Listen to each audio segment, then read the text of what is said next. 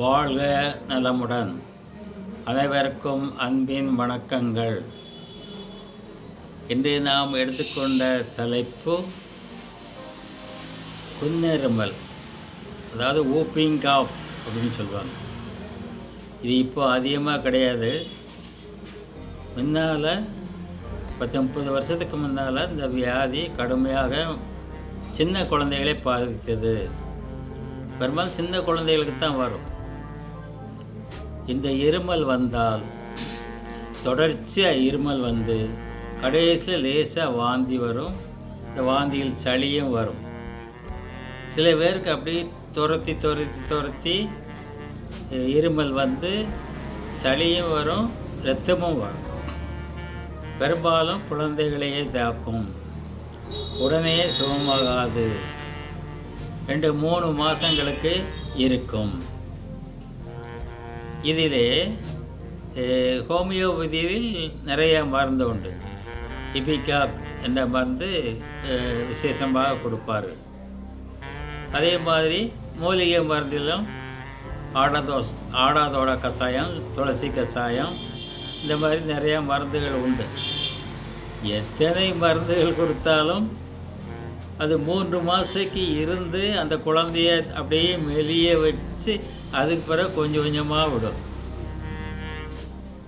அதனால் அந்த நோய் வந்த குழந்தைகள் வந்து ரொம்ப சங்கடப்படும். சில சமயங்களில் முள்ளெலி தைலம் அதை ஒரு 5 சொட்டு விட்டு கொடுப்பாங்க. அதுவும் நோயை குறைக்கும். ஆனால் உயிருக்கு ஆபத்து இருக்காது. குழந்தை மெலிந்து கொண்டே போகும். அதற்கு கொஞ்சம் ஊக்கம் அளிக்கக்கூடிய, தெம்பு கொடுக்கக்கூடிய ஆகாரத்தை கொடுத்து கொண்டே இருக்க வேண்டும்.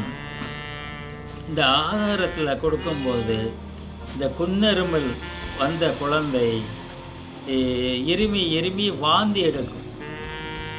அது நமக்கு பார்க்கறதுக்கு பரிதாபமாக இருக்கும்.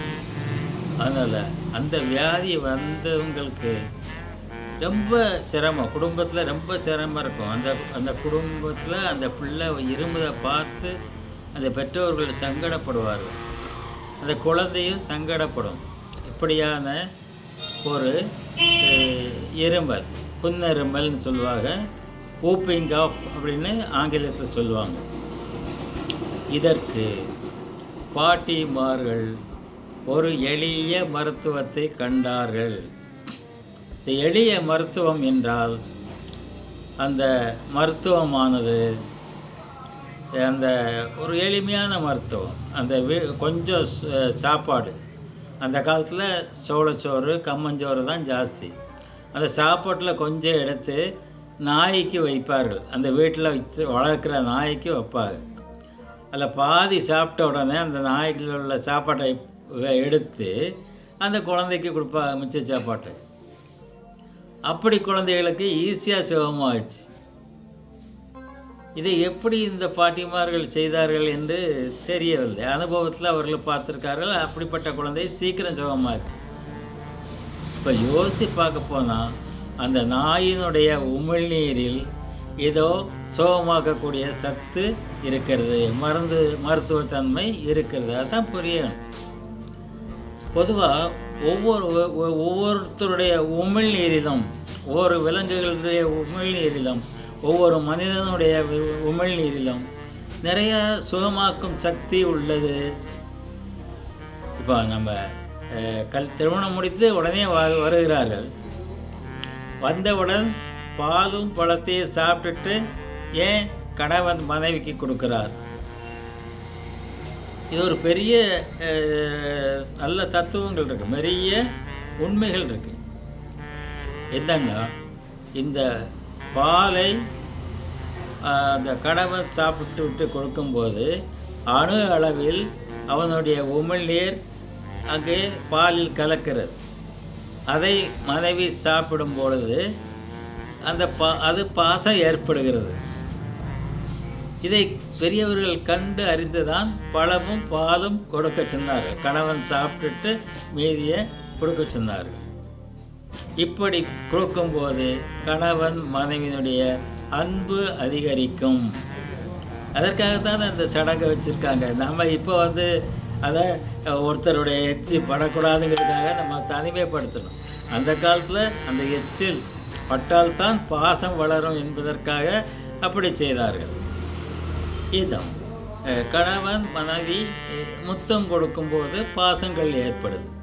ஏன் ஏற்படுது? அந்த உமிழ்நீர் ஒருவருக்கொருவர் பரிமாறப்படும் பொழுது அந்த பாசம் வருகிறது.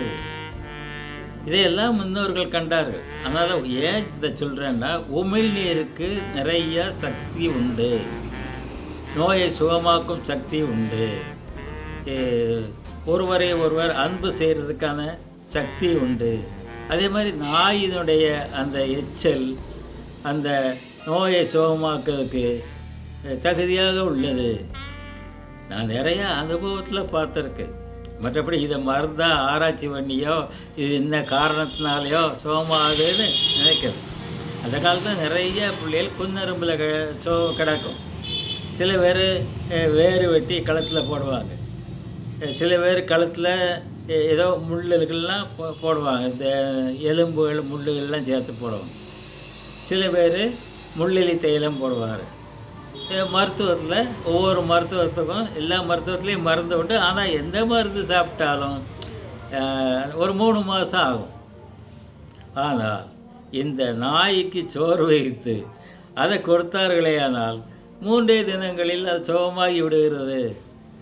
எப்படி சுகமாகுது? ஆச்சரியமாக இருக்குது. நான் பார்த்துட்டு நிறையா கேஸுகளை நான் அப்படி பார்த்துருக்கேன். இந்த பெரியம்மாமார் இதை வெளியே சொல்ல மாட்டாங்க. கொஞ்சம் போல் சோத்தை எடுத்து நாய்க்கு வைப்பாங்க, அவளே எடுத்து வச்சு இதை சாப்பிடுன்றாங்க. இது அந்த நோயாளிக்கும் தெரியாது, மற்ற பேருக்கும் தெரியாது. அந்த டெக்னிக்கல் அந்த பெரியம்மாளுக்கு தான் தெரியும். பிறவாசல் வழியே நாயை கூப்பிட்டு சோத்தை போடுவாங்க, பாதி சாப்பிடும்போது எடுத்துடுவாங்க, அதை சைஸ் பண்ணி வச்சு இந்த குழந்தைய சாப்பிட வச்சுருவாங்க. ஆக அந்த குழந்தைய சாப்பிடும்பொழுது அந்த குன்னெரும்பல் சுகமாகுது. அப்போது நான் கூட முதல்ல எப்படியோ யோசித்தேன், இது எப்படி நடக்கும், நாய் சாப்பிட்டா எப்படி சரியாக வரும்ன்றது. ஆனால் தீர யோசித்து பார்க்கும் பொழுது நாயினுடைய உமிழ்நீர் அந்த குன்னெரும்பலை போக்கக்கூடிய சக்தி அதுக்கு இருந்திருக்கிறது என்பதை இந்த பெரியவர்கள் உணர்ந்திருக்கிறார்கள். ஆகவே சாதாரண மருந்து தானே, நிரூபிக்கப்படாத மருந்து தானே, இது ஒரு மூட நம்பிக்கை, இந்த நாய் சாப்பிட்டதை எப்படி சாப்பிட்டா கேட்கும் அப்படின்லாம் நமக்கு நினைக்க தோன்றும். அதான் அந்த பெரியவர்கள் இந்த அனுபவத்தில் கண்டிருக்கிறார்கள். அதில் ஏதோ ஒரு சக்தி இருக்கிறது, அதனால சுகமாகுது. நமக்கு எதை கொடுத்தாலும் சுகமாகுது தானே மெயின். நமக்கு உடல் சுகமாகணும், மருந்து எதை இருந்தாலும் என்ன. அதனால் நாம் இந்த எளிய முறையை பயன்படுத்தி குன்னெரும்பல், வூப்பிங் காஃப் அப்படின்னு சொல்லக்கூடிய குன்னெரும்பலிலிருந்து நாம் விடுதலை பெற வேண்டும். எளிய மருந்து எல்லா நோய்க்குமே எல்லா வழிகளிலுமே இருக்கிறது. அதை நாடி போய் நாம் பார்த்துவிட்டு மேலே சென்றால் நல்லது என்பது என்னுடைய கருத்து. உங்களுடைய விருப்பம் எப்படியோ அப்படி செய்யுங்கள். ஆனால் என்னுடைய கருத்து, இந்த அடிப்படையான சின்ன சின்ன விஷயங்களை நம்ம பார்த்தோம்னா நோய் ஈஸியாக சுகமாகுமே, செலவு மிச்சமாகுமே, நம்முடைய மன கஷ்டங்கள் குறையுமே அப்படிங்கிறதுக்காக சொல்லுகிறேன். இது எளிய மருந்து, அரிய சுகம், நேரடியாக கண்டது. அதனால் இந்த நோய்க்கு நீங்கள் எளிய மருத்துவத்தை நாடி முதலில் இந்த மாதிரியான காரியங்களை செய்து பாருங்கள். அதில் சரியில்லை அப்படின்னா பிறகு மூலிகை சாறுகளை கொடுத்து பாருங்கள். அதில் சரியில்லைன்னா அதற்கு பிறகு நீங்கள் நவீன மருத்துவத்துக்கு போனீர்களேனால், போவதற்கு முன்னாலே சுகமாயிடுச்சா நமக்கு நல்லது தானே, வீண் செலவு தானே. நம்ம இப்போ எடுத்த உடனே நேராக மேலே போகணும்னு நினைக்கிறோம். நேராக மேலே போகிறது, அதாவது ஒவ்வொரு ஏணிப்படியாக ஏறி மேலே போகிறதுக்கும் ஒரு படியிலேருந்து 4வது படிக்கு கால் வைக்கிறதுக்கும் வித்தியாசம் இருக்குது. அதனால் எளிய முறையில், இயற்கை முறையில் நீங்கள் சுகமாக்கி இந்த நோய்களை எல்லாம் நோய்களிலிருந்து நீங்கள் விடுவிக்குமாறு கேட்டுக்கொண்டு விடைபெறுகிறேன். வணக்கம்.